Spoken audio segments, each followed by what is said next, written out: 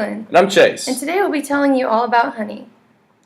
Honey, it's nature's perfect sweetener. It's all natural, contains up to 80% sugar, has antimicrobial properties, doesn't go bad, and has been used by humans for millions of years as a food source, a medicine, and even as an embalming agent.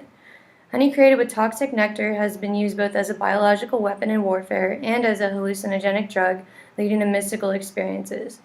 In ancient cultures, honey was given as a sacrifice to the gods and was placed with the dead after burial so that the departed soul would have sustenance in the afterlife. Honey has an important place not only in the history of our species, but also our daily lives. But have you ever wondered where honey comes from? Sure, you know that bees make it, but where do they get the ingredients? What's in it? How do people extract it?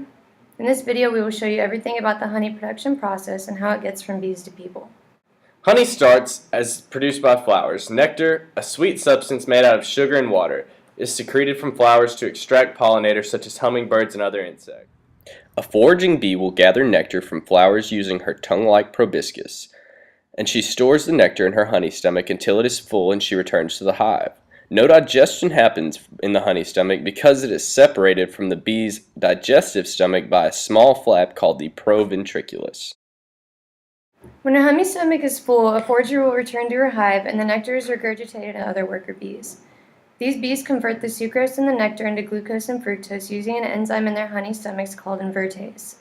This regurgitation process is repeated until most of the sucrose in the nectar has been converted into digestible sugars. After this is complete, the nectar is placed into a honeycomb where bees fan their wings to bring the water content down to about 18%.